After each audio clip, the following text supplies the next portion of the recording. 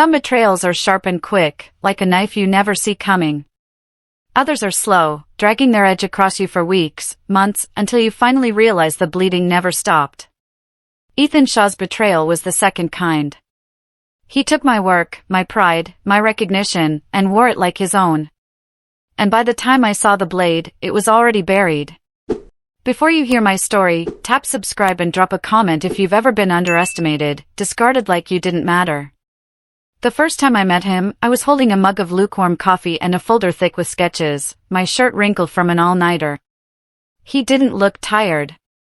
Ethan never did. He strolled into the office like he owned the place, tall, clean-cut, with a grin that belonged in a glossy brochure. His voice carried across the bullpen, easy and confident. Within 5 minutes, he knew everyone's name. Within 10, he had people laughing. Meanwhile, I was still the guy in the corner. The one people sometimes forgot to introduce in meetings. But I had the work. Not just work, the idea. The kind that wakes you at 3 a.m. with possibilities, the kind that eats your weekends and still leaves you hungry. A system so elegant, so revolutionary, it could change the company's trajectory overnight. I told myself that mattered more than charm. I told myself the work would speak louder than the smile. But I was wrong.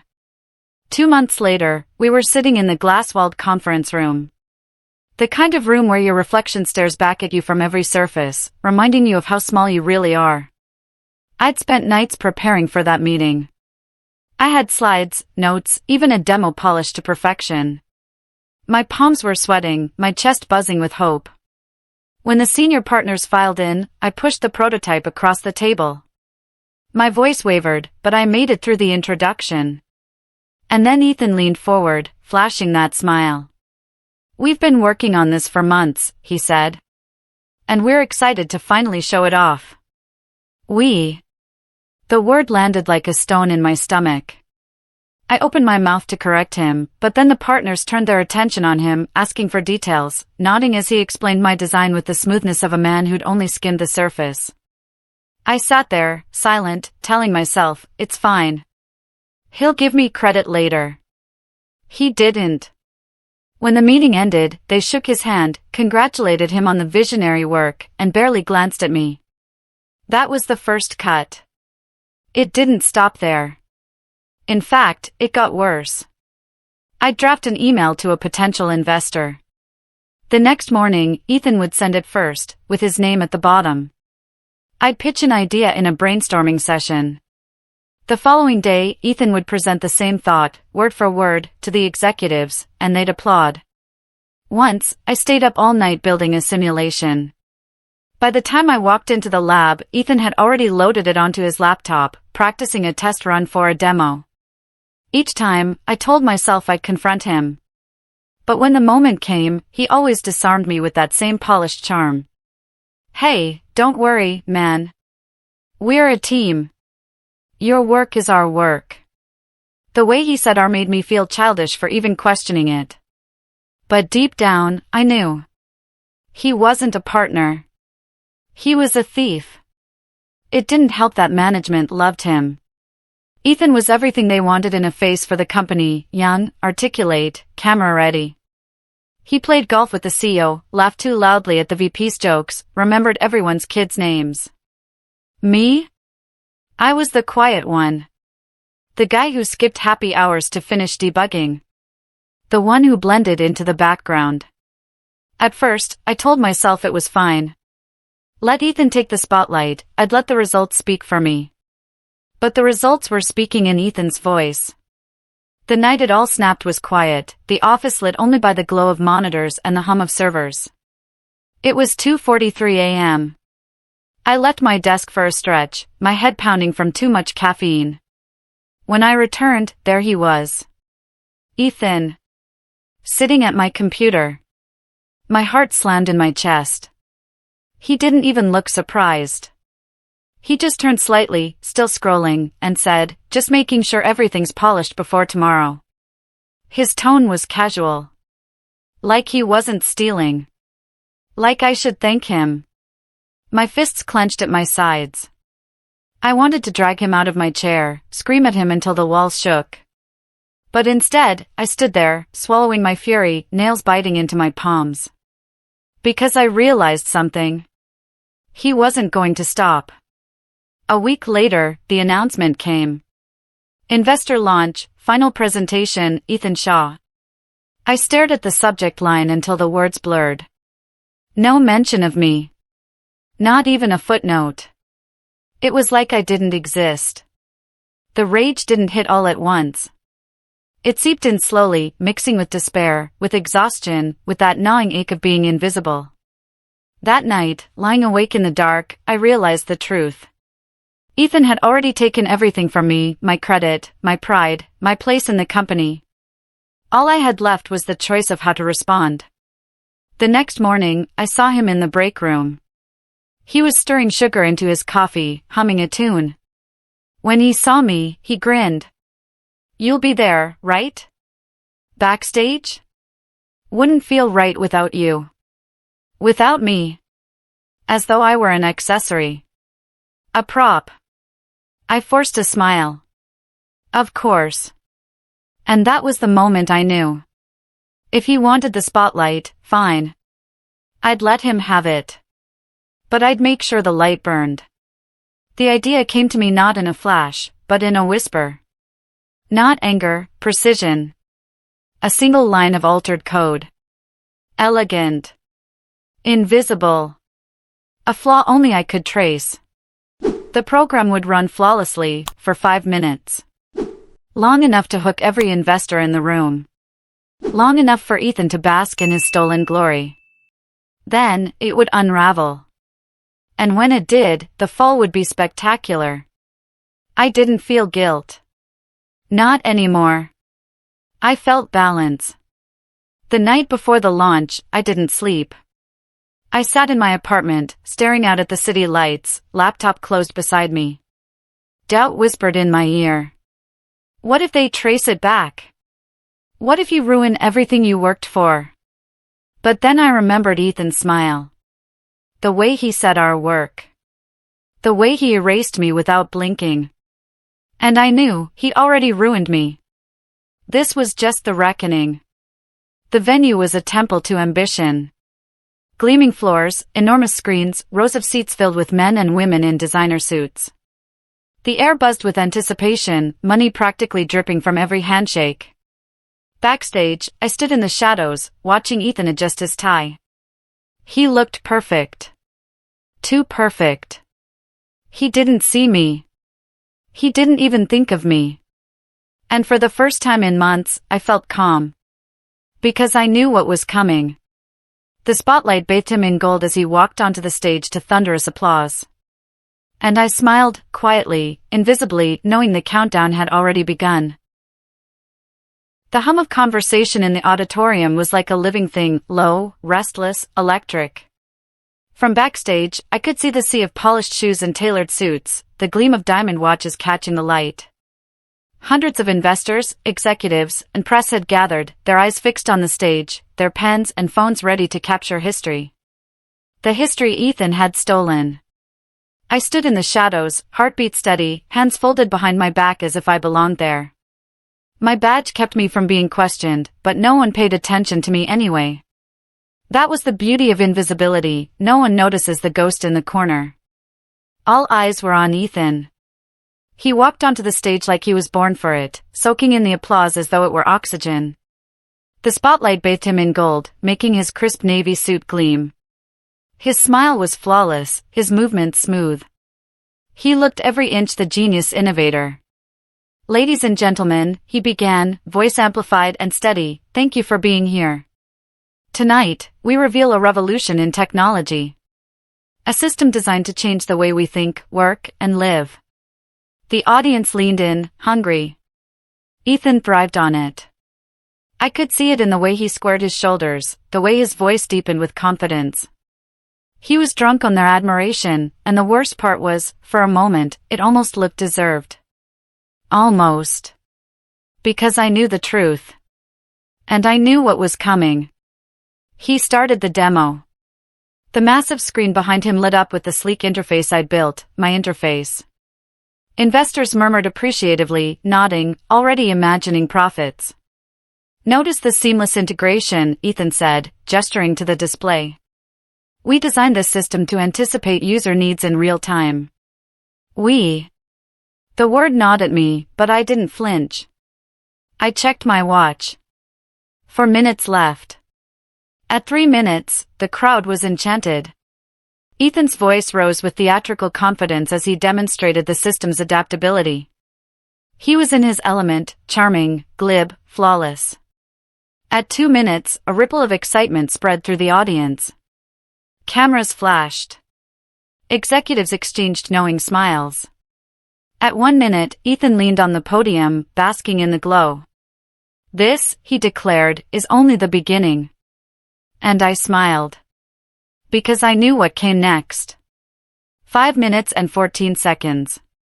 That's when the first flicker appeared. A subtle red warning in the corner of the display. Barely noticeable to the untrained eye. Most of the audience didn't see it. Ethan didn't either. He kept talking. And then another alert blinked into existence. His eyes flicked to the corner, just for a fraction of a second. His voice didn't falter, but I saw the tiny twitch at the corner of his jaw. By the time the third alert appeared, the murmurs had started. "What's that?" someone whispered in the front row. "Is that supposed to be there?" Ethan chuckled, brushing it off. "Just a minor bug. Easily handled." He clicked. The warning stayed. More alerts flooded the screen. The one sleek interface jittered, then froze, then flickered back in broken fragments. Ethan's voice stumbled. His polished confidence bled into strain. This is just a temporary glitch. We'll, restart the..." He tapped frantically at the console. Nothing responded. The room shifted. Applause turned into silence, silence into uneasy murmurs.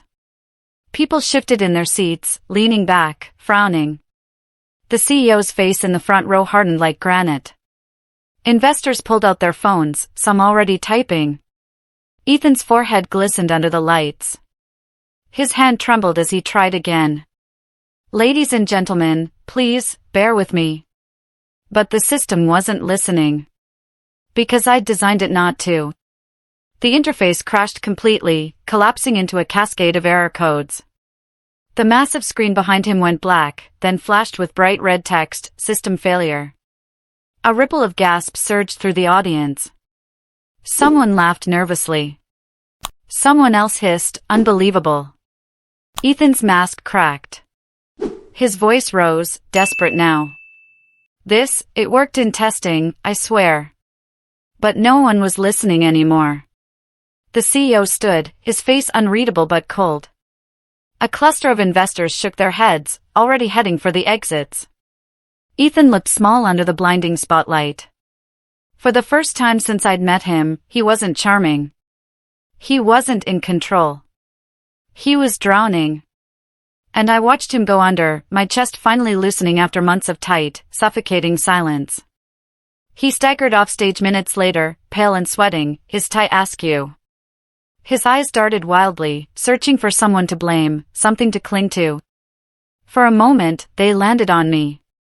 I gave him the faintest nod. Nothing more. And then I melted back into the shadows before he could speak.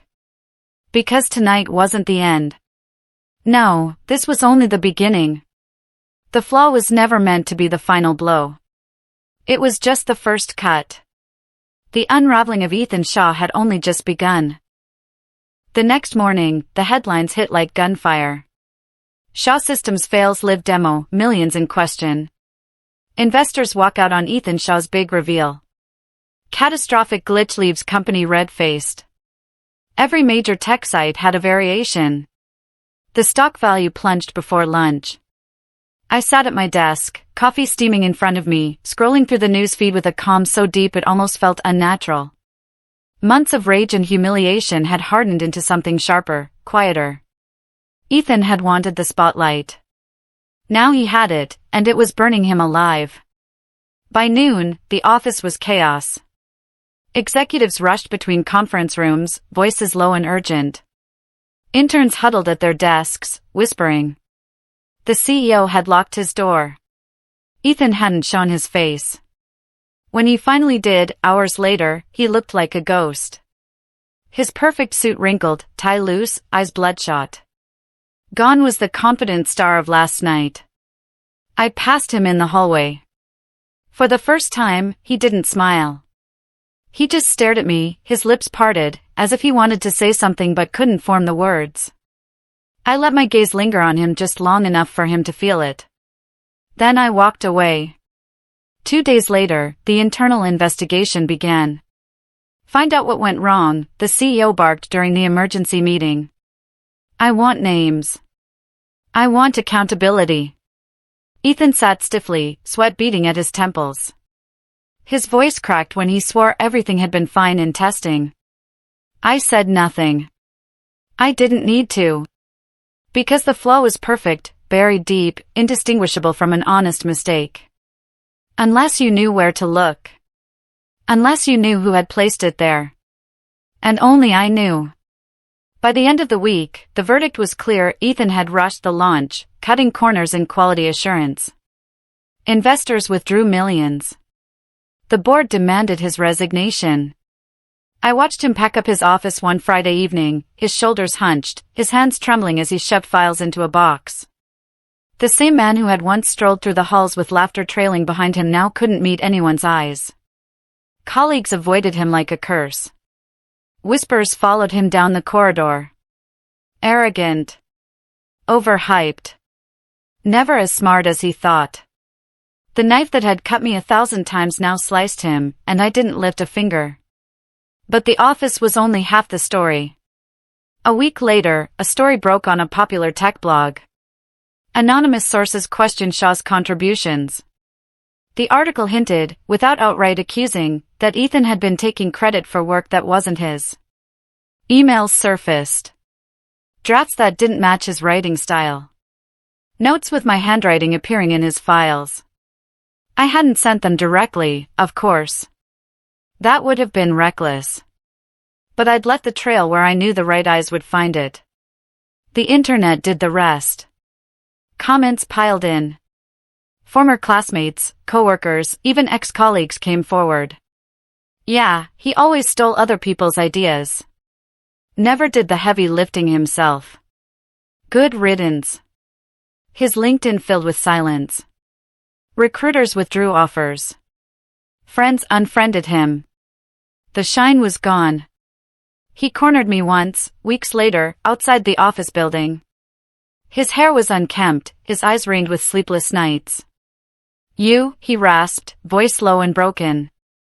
You did this. I met his gaze, calm, steady. You did this, I corrected.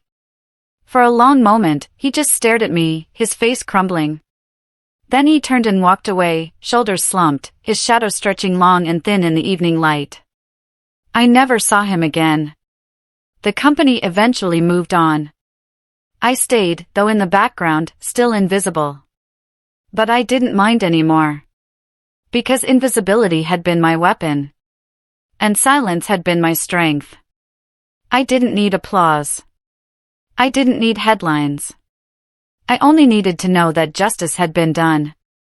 Ethan had taken my pride, my credit, my recognition. So I took his career, his reputation, his future. And I didn't even have to raise my voice. Revenge doesn't always come with a roar. Sometimes, it arrives quietly, precise, when the world least expects it. If you've ever been underestimated, if you've ever been erased, remember, patience is power. Don't forget to like, subscribe, and hit the bell icon to hear more stories where silence speaks louder than words. Until next time, stay patient. Stay unbreakable.